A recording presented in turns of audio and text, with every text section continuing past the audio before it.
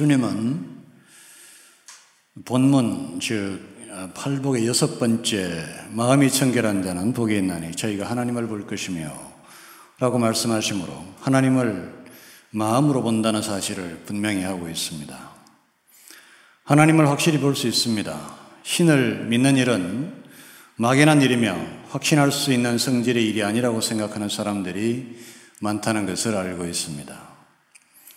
제가 어렸을 시절 일종의 구도자였을 때 같은 생각을 했던 적이 있습니다. 신을 확신할 수 있다면 얼마나 좋겠는가. 신을 확신한다고 말하는 사람들의 말은 사실인가? 그들의 말은 믿어도 되는가?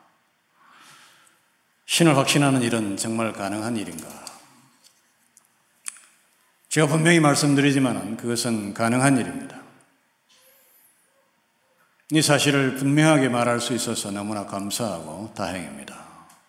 문제는 하나님을 보는 일은 육안으로 보는 것이 아니라 마음으로 보는 것이며 마음의 눈으로 보는 것입니다.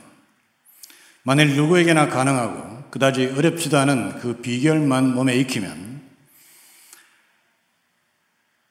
하나님을 확실히 볼 수 있는 복된 일이 모든 사람들에게 일어날 것이며 또 그것이 가능한 저와 여러분이 되셔야 하고 세상의 모든 사람들에게 같은 일이 일어나기를 저와 여러분은 기도해야 할 것입니다. 저는 이순신 장군의 죽음은 일종의 자살이라고 생각합니다. 이순신 장군의 모든 승리는 자연의 도움을 받고 또 그것에 의지한 바가 큽니다. 선조의 말을 듣지 않고 자연이 내 편이 되어줄 시간을 피를 말리며 기다린 전술적 인내의 결과였습니다. 도요토미 히데요시의 죽음 후 왜군은 철수를 결정했습니다. 이순신이 이끄는 수군은 철수하는 적 주력과 노량 앞바다에서 충돌합니다. 도주하던 적선 200여 척이 격침되고 50여 척만이 도주했습니다. 충무공이 거둔 23승 모든 승리 중 아이러니컬하게도 그가 죽은 이 마지막 전투가 가장 큰 전과를 거두었던 전투입니다. 그리고 이 전투는 명백히 전쟁의 종말을 구하고 있었습니다. 이순신에게 총탄을 발사한 소위 조총은 당시 몇 가지 종류가 있었지만 실제 구경 9에서 16mm급에 해당되는 탄환을 사용한 일본 표준형 조총으로 보이고 그것을 시험한 결과를 보면 30m 정도에서야 확인 사살이 가능한 수준이었습니다. 30m는 매우 가까운 거리입니다. 특히 그것은 흔들리는 배에서 발사된 것이고 쫓기는 황급한 상황에서 발사된 것이므로 거리는 더 가까워야 합니다. 더군다나 조총은 당시 이순신 장군이 입고 있었던 가죽으로 옷을 만들고 옷 속에 철판을 누빈 뒤 고정시킨 두정 갑옷을 뚫어야 했으므로 거리는 더욱더 가까워야 했습니다. 그가 죽은 날이 왜 하필 전쟁이 끝나는 날이었겠습니까? 전쟁이 끝나는 날 오로지 조국의 안녕을 위하여 살았던 그에게 살아야 할 이유는 더 이상 없었고 죽어야 할 이유는 분명했습니다.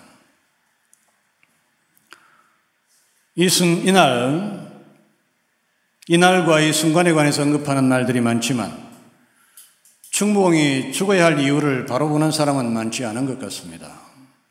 그가 죽어야 할 이유는 가족과 집안 때문이었습니다. 그가 살아서 역적이 되는 날, 가족과 가문이 역적이 되어 죽어야 했기 때문입니다. 반대로 그가 죽어서 충신이 되는 날, 그렇지 않았으면 가장 잔인한 삶이든 가장 비참한 죽음이든 운명으로 맞이해야 했던 그의 가족과 집안은 충신의 칭송과 존귀의 대상이 될 수 있었습니다.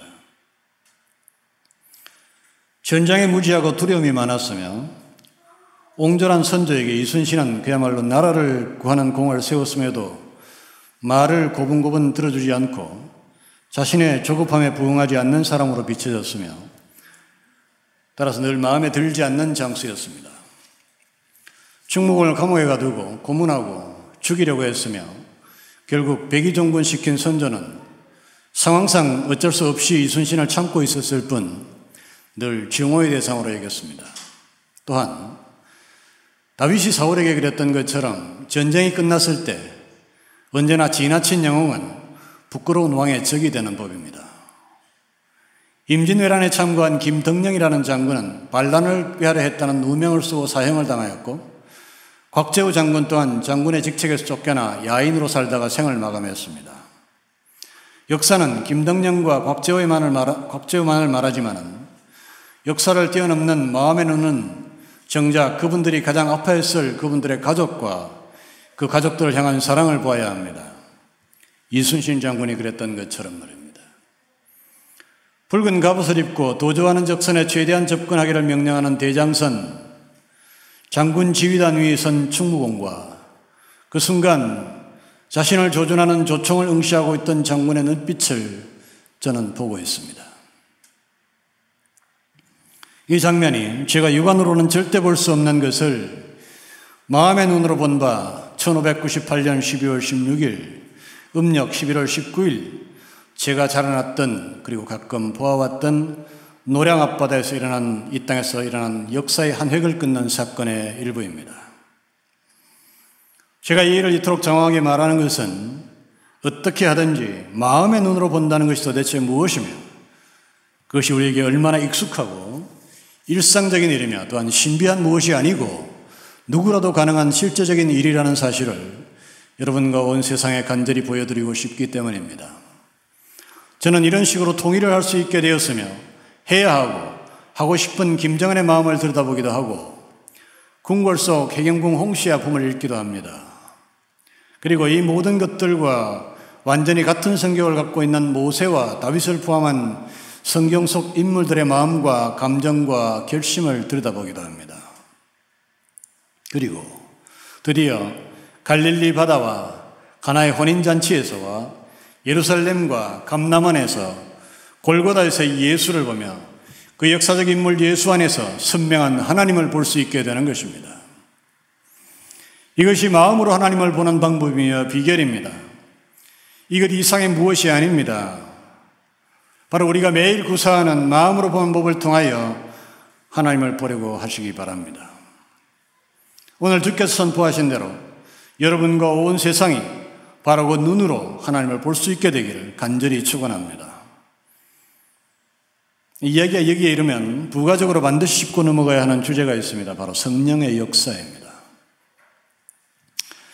고린도전서 2장 10절입니다. 오직 하나님이 성령으로 이것을 우리에게 보이셨나니 성령은 모든 것, 곧 하나님의 깊은 것이라도 통찰하시느니라. 여기서 분명히 성령을 통해 하나님을 볼 수 있다고 말하고 있습니다.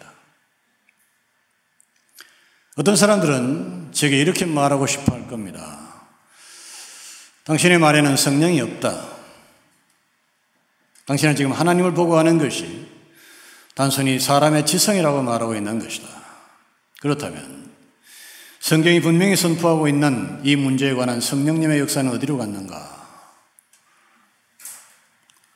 우리에게 있어서 어쩌면 가장 먼저 알아야 할 것이 바로 이 문제이고 성령님이 역사하시는 방법에 관한 지식이라고 저는 생각합니다. 제가 보기에 이 문제가 교회와 성도를 가장 많이 혼란스럽게 하는 교회의 혼란과 교회의 잡음의 원흉입니다.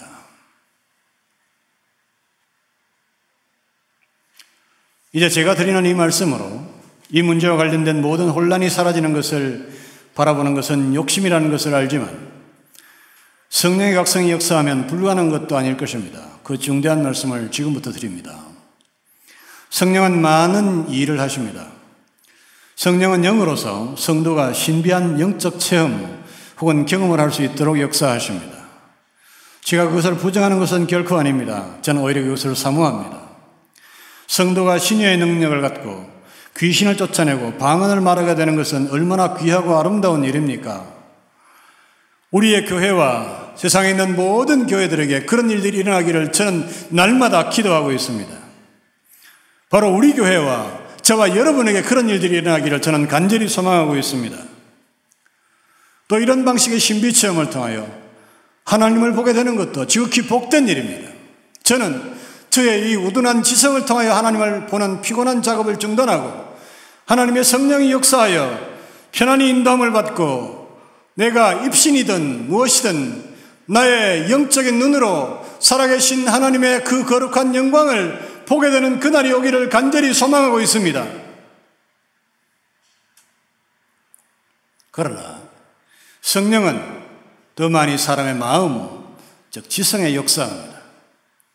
이 경우에 성령을 성경에서는 진리의 영이라고 부릅니다. 진리의 영은 우리의 지식과 지혜에 작용합니다. 우리의 지성이 청결하게 되면 그 지성의 창을 통하여 하나님의 모습이 나타납니다. 내 마음의 안개가 걷히고 우리의 영은 하나님을 구체적으로 보게 되는 것입니다. 이 또한 아름다운 성령님의 역사입니다. 그래야 다시 읽어드립니다.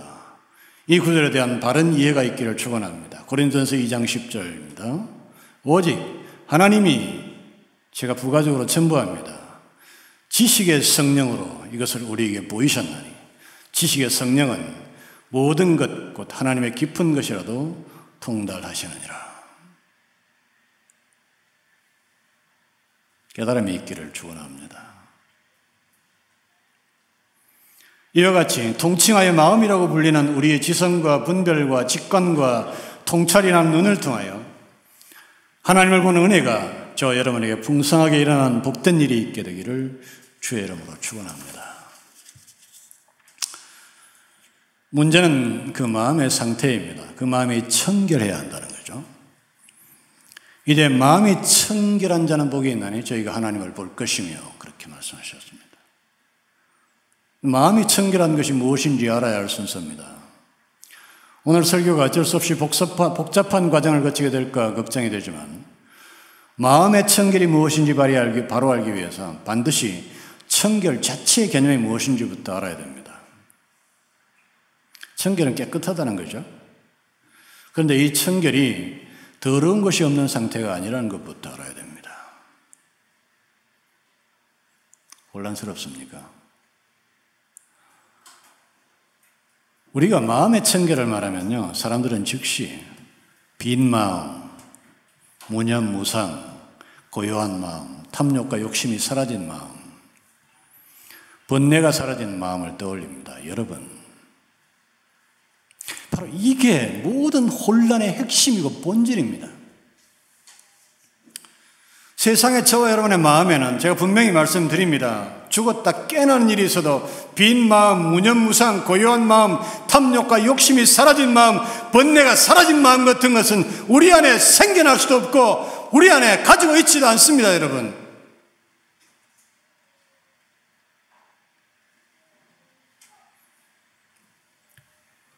여러분, 본문이 말하는 예수님의 청결은 더러움이 사라진 마음이 아닙니다. 세상의 청결에는 더러움이 없는 청결은 없습니다. 신라권 이후로 세상에 그런 건 없습니다. 그것은 오로지 하늘나라에만 있는 청결입니다. 집이 깨끗하다는 것은 집에 더러운 것이 없다는 것을 말합니까?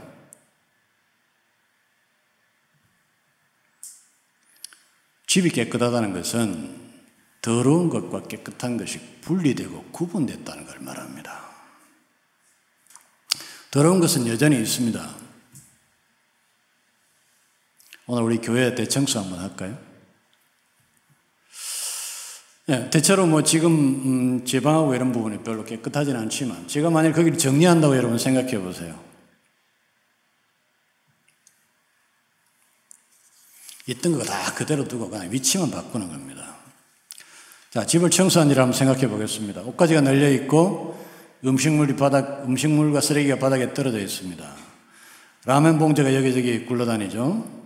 과사 부스러기가 밟힙니다. 좀 더 극적인 장면을 위해서 몇 가지 더 해보겠습니다. 책장이 엎어져 있고 침대가 거실에 나와 있습니다. 식탁은 아직 현관에 서 있습니다. 먼저 들어온 소파는 안방에 밀어 넣어져 있습니다. 그리고 그 위에 먼지가 두껍게 쌓여 있습니다. 이거 우리는 지금 지저분하다고 얘기하죠. 자, 청소는 간단합니다. 정리정돈부터 먼저 하면 됩니다. 책상과 식탁, 침대, 소파를 각자 제자리에 갖다 놓습니다. 옷가지는 옷장에, 음식 쓰레기는 음식 쓰레기 봉투에 넣고 냄새가 나지 않도록 입구를 단단하게 봉합니다. 라면 봉지와 과자 부스러기는 쓰레기통에 담습니다. 그리고 먼지를 털고 걸레로 닦습니다. 청소가 끝났습니다. 자, 청소는 정리동동과 둘째 먼지와 때를 제거하는 것이라고 볼 수가 있습니다. 이때 더러운 것이 사라지는 게 아니죠. 다만 자리를 옮겼을 뿐입니다. 가구는 각자 제자리를 찾아갔고 먼지와 쓰레기는 쓰레기통으로 들어갔습니다. 제대로 분리된 것이지 없어진 게 아닙니다. 이것이 청결의 개념입니다. 청소를 더러운 것을 제거하는 것이 아니라 모든 것이 제자리에 가도록 하는 일이 청소고, 우리의 청결은 우리 안에 더러운 것이 없도록 하는 것이 아니라 그 더러운 것들이 제자리를 찾아 돌아가도록 하는 것이 우리가 달성해야 되는 청결입니다. 나는 세상을 향하여 이 시간에 말합니다. 마음의 청결을 위하여 마음에서 더러운 모든 것을 몰아내려고 하지 마시기 바랍니다. 그건 불가능한 일입니다. 인간이 존재한 이래로 이와 같이 헛된 믿음과 노력이 끝없이 계속되어져 오고 있습니다.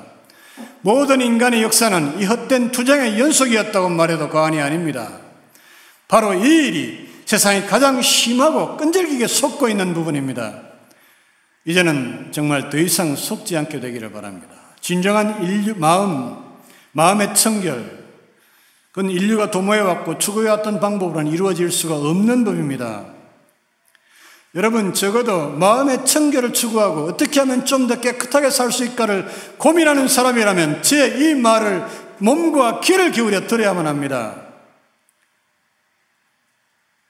애당초 존재하지도 않은 것이며, 따라서 우리가 이 잘못된 방향으로 노력해서는 결코 성취할 수 없는 일입니다. 돌을 쌓고 산에 들어가고 공부와 마음의 수련을 통해서는 불가능한 일입니다. 죄가 청결의 문제는 더러운 것을 사라지게 하는 것이 아니라 더러운 것을 그냥 인정하고 우리 안에 두되 그것이 있어야 할 자리에 갖다 두는 행위여야 한다고 말한다면, 저는 인류 역사의 도도한 범람의 물줄기를 막아서는 무모한 행위가 될 수 있다는 것을 알고 있습니다. 그러나 무모할 수는 있어도 제가 들고 있는 진리의 깃발은 주께로부터 받은 것이며 수용되지 않을 수는 있어도 유일한 진리면 틀림없습니다. 오늘 이 한 번의 설교로 인류가 수만 년 혹은 수십만 년 동안 잘못 흘러온 오류의 범람을 막을 수 있다고 저는 생각하지 않습니다. 그러나 주께서 신적 지혜로 사용했던 관용구, 귀 있는 자는 들을지어다 라는 말씀과 같이 진정으로 진리를 들을 수 있는 귀를 가진 저와 여러분을 포함하는 세상의 모든 복된 사람들에게는 오늘 주의 말씀으로 선포된 유일하고 참된 마음의 청결을 이해하고 구사하는 은혜가 있게 되시기를 주의 이름으로 축원합니다. 저는 지금 설교자의 영으로 오류와 혼란과 반복되는 실패에 빠져있는 사람들에게 하나님의 참된 진리를 보여드리고 싶습니다.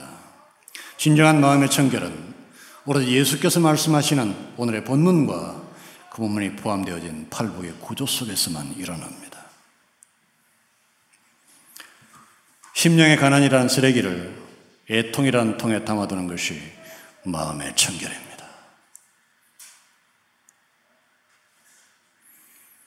바닥에 떨어지면 혐오의 대상이 되는 김치를 김치통에 담아서 감금해 두었다가 따뜻한 김치로 된 요리를 만들어내는 것이 심령의 가난이라는 혐오스러운 재료로 온유한 자라는 따뜻한 위로를 만들어내는 것이 마음의 청결입니다.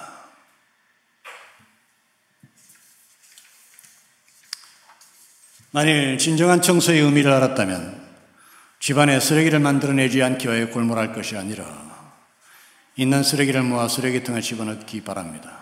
탐욕이 사라지는 일, 번뇌가 사라지는 일을 위하여 산속에 들어가 홀로 싸우는 헛된 수고를 할 것이 아니라 차라리 그것들을 떠나지 않는 자신의 심령의 가난을 고백하고 애통이라는 쓰레기통에 담아두시기 바랍니다. 내가 원하는 바 선은 아니하고 도리어 원치 아니하는 바 악은 행하는도다. 만일 내가 원치 아니하는 그것을 하면 이를 행하는 자가 내가 아니요 내 속에 거하는 죄인이라. 그러므로 내가 한 법을 깨달았노니 곧 선을 행하기 원하는 나에게 악이 함께 있는 것이로다. 내 속 사람으로는 하나님의 법을 즐거워하되 내 지체 속에 있는 한 다른 법이 내 마음의 법과 싸워 내 지체 속에 있는 죄의 법 아래로 나를 사로잡아오는 것을 보는도다. 로마 7장 19절 23절 말씀입니다. 이 말씀을 고백할 수 있게 되시기를 주의 이름으로 축원합니다. 그것이 진정한 청소요, 그것이 진정한 청결입니다. 주님은 마음의 청결을 말씀하시면서 팔복을 반복하고 계시는 겁니다. 심령의 가난을 말씀하시고 애통을 말씀하시고 온유와 의에 줄이고 목마름을 말씀하고 있는 것입니다. 그리고 여러분 기억하시기 바랍니다. 신비하게도 침실이나 거실에 떨어진 김치는 더러움의 대상이지만은 김치통에 들어서 냉장고 속에 잘 보관된 김치는 오히려 향기로운 양식이 됩니다. 우리의 회개한 심령의 가난도 그렇습니다. 그것은 더 이상 불결한 것이 아니라 우리를 살찌우는 온유와 애통의 양식이 되는 것을 믿으시기를 축원합니다. 성도는 내 속에 있는 완전히 별개인 두 개의 실체를 확실히 구분할 줄 알아야 합니다. 선을 원하는 나와 그것이 불가능한 나를 확실히 보고 식탁과 음식물 쓰레기통을 구분하듯이 구분해야 합니다. 여기에 출발한 자신을 포함한 모든 세상에 대한 이해가 얼마나 넓은 진리의 세계로 우리를 인도하는지 모릅니다. 예를 들면 죄는 미워하되 사람은 미워하지 말라고 할 때 사람 속에 완전히 분리된 두 개의 실체를 이해하지 못하는 한 그 말은 공허한 것이 될 수밖에 없는 겁니다. 바울은 이 사실을 잘 알았습니다. 그래서 에베소 1장 17절에서 우리 주 예수 그리스도의 하나님, 영광의 하나님께서 지혜와 계시의 정신을 너희에게 주사 하나님을 알게 하시고 라고 기도했습니다. 지혜와 계시의 정신이 주어질 때 우리 속에 영원히 극복할 수 없는 죄의 본질이 우리 안에 있다고 단식하게 될 때 비로소 우리의 정신, 우리의 마음은 정결해지고 깨끗해질 것입니다. 이 축복이 저와 여러분에게 있기를 축원합니다. 이제 마음의 청결이 어떻게 하나님을 보게 되는지 그 메커니즘을 보여드릴 수 있으면 좋겠습니다.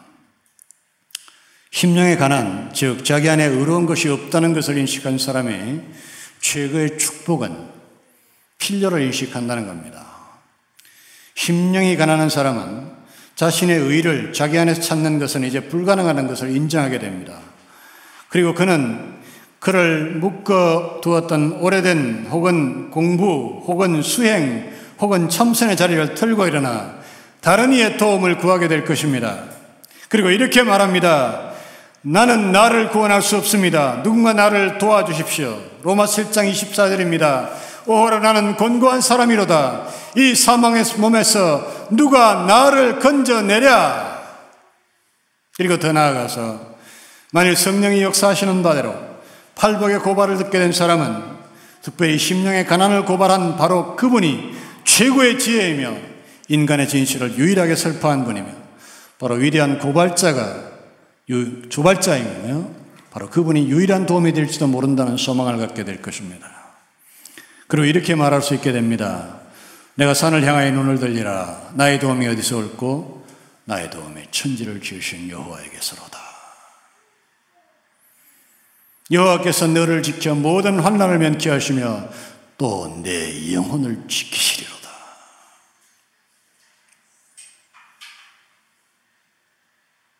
그리고 이렇게 구하는 그는 주님의 누누한 약속에 복된 대상이 될 것입니다. 내가 또 너희에게 이르노니 구하라.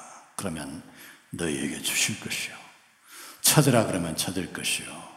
문을 두드리라 그러면 너희에게 열릴 것이니 구하는 이마다 얻을 것이요. 찾는 이가 찾을 것이요. 두드리는 이에게 열릴 것이니라. 너희 중에 아비 된 자가 누가 아들이 생선을 달라 하면 생선 대신에 뱀을 주고 알을 달라 하면 전갈을 주겠느냐. 너희가 악한 자라도 좋은 것을 자식에게 줄 줄 알거든. 하물며 너희 천부께서 구하는 자에게 성령을 주시지 않겠느냐 하시니라. 그리고 이 약속을 따라 하나님이 주시는 성령의 각성의 은혜가 저와 여러분에게 있어서 하나님의 은혜로 하나님을 볼 수 있게 되는 기적이 반드시 일어나게 될 것입니다. 그리고 여기 앉아있는 저와 여러분이 이 일에 복된 증인들이 아닙니까? 저는 한때 하나님을 찾아서 그토록 방황하고 수많은 것을 기웃거리며 하나님이 어디 있는지 찾았는데 이제 이 세상에 하나님이 여기 있다는 것을 증명하고 증언하는 자의 자리에 서 있습니다. 찾는 자는 반드시 보게 될 겁니다. 그 은혜가 온 세상에 차고 넘치기를 저와 여러분 함께 기도하기를 바랍니다. 이제 한 가지만 더 살펴보겠습니다. 청결의 개념에 포함된 정리정돈의 개념이 어떻게 하나님을 볼 수 있게 해주는지에 관한 것입니다. 정결은 정리정돈의 개념을 포함한다는 사실을 이미 말씀드린 바 있습니다. 마음이 청결한 자가 복이 있는 것이지 마음에 무엇이 많이 들어있는 자가 복이 있다는 것이 아니라는 사실부터 알아야 됩니다. 대부분의 사람들이 많은 지식이 복이 있는 것이라고 생각합니다. 그래서 머리에 든 게 많다고 자랑합니다. 많이 배우고 많이 읽는 것을 귀하게 생각합니다. 그러나 가끔씩 무수하게 읽었으나 그것이 잘 정리되지 않은 사람들을 만납니다. 집으로 비유하면 각종 좋다는 것들은 다 있지만 전혀 정리되지 않은 상태입니다. 우수한 지식과 가치의 단편들이 제자리를 잃고 무질서하게 쌓여 있습니다. 하지만 백화점 같은 것일지도 모르죠. 이 백화점을 참 잘 정리해 놨잖아요. 일단 보이라고. 그런데 저는 삼풍백화점이 무너졌을 때 그 화려했던 모든 것이 일순간에 엄청난 쓰레기 더미로 변하는 것을 보았습니다. 제자리를 잃으면서 생긴 형상입니다. 소위 석학이라 불리는 쓰레기장들이 있습니다. 그들은 자신들이 쌓아둔 거대한 지식의 쓰레기 더미 속에서 방황합니다. 중요한 것은 지식과 사상의 정리정돈입니다. 중요한 지식들은 마음에 받아들이고 이것을 적재적소에 배열하여 아름답고 쾌적한 공간으로 가꾸어가는 일은 인간의 영광이며 빛나는 즐거움입니다. 잘 정리되지 못할 바에는 오히려 소박한 공간이 100배나 아름답습니다. 오히려 비어있고 간추한 생활 가구들만 몇 개 제자리에 소박하게 자리를 잡고 있는 사람들을 만나는 일은 참으로 즐거운 일입니다. 그래서 저는 많이 배운 사람이 저를 하나도 즐겁게 하지 않을 뿐만 아니라 못 배운 사람이 저를 슬프게 하지도 않습니다. 문제는 그 속에 얼마나 잘 정리되어져 있느냐 하는 것이 중요할 뿐입니다.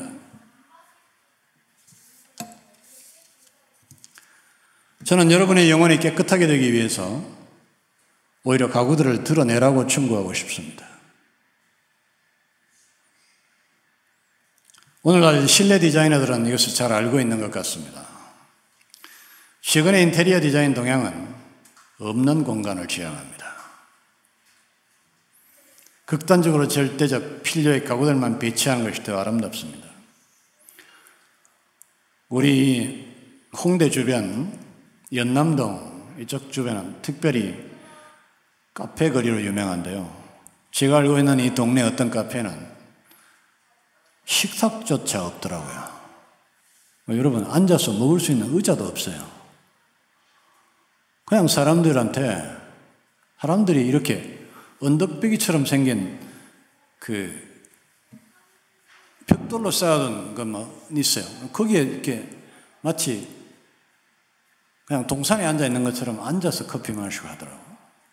근데 그 카페가 한때는 이 동네에서 제일 유명한 카페였습니다. 그럼 일본 친구들도 와서 바글바글 하고요.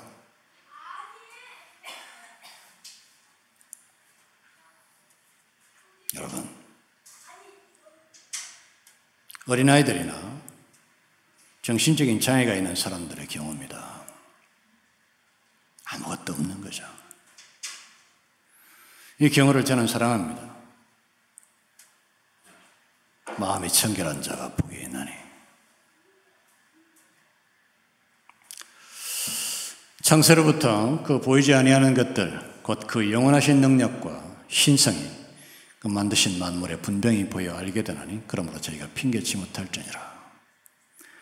만일 우리의 거짓된 지식의 쓰레기들을 치우고 우리의 정신의 공간이 소박하거나 잘 정리되면 우리는 도처에서 하나님을 볼 수 있게 될 것입니다. 더 나아가 예수에 대한 우리의 지식이 바로 정리되어야 합니다. 불신자들을 만날 때마다 느끼는 것은 저들이 예수에 대한 지식이 뒤죽박죽이라는 사실입니다. 재미있는 건 이 세상의 모든 사람들, 모든 불신자들이 다 예수에 관한 한 전문가들이라는 거예요. 목사인 저보다도 훨씬 더 많이 알고 있다고 생각합니다. 누구를 만나봐도 똑같아요. 저는 이 세상의 불신자 중에서 예수에 대한 일강연이 없는 사람을 본 적이 없습니다.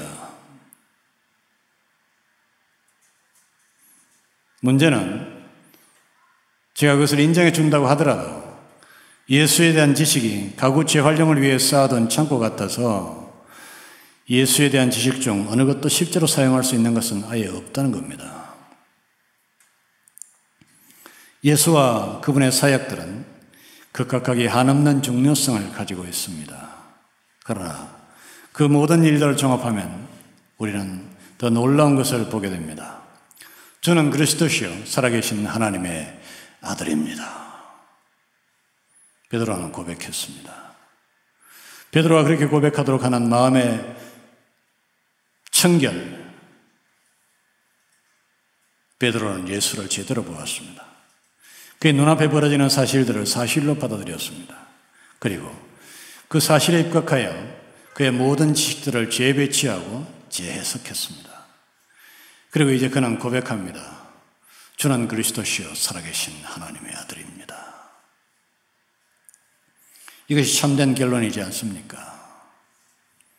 주께서 보여준 모든 이적들에 대한 유일한 요약은 이것입니다. 예수의 진실을 보고 그것들을 청결하게 정리한 사람은 누구나 하나님을 볼 수 있게 될 것입니다. 마음이 청결한 자는 복이 있나니 저희가 하나님을 볼 것이며, 이 복된 예수님의 선포가 오늘 아침 저와 여러분의 심령에 온전히 재현되는 은혜가 있기를 주의 이름으로 축원합니다.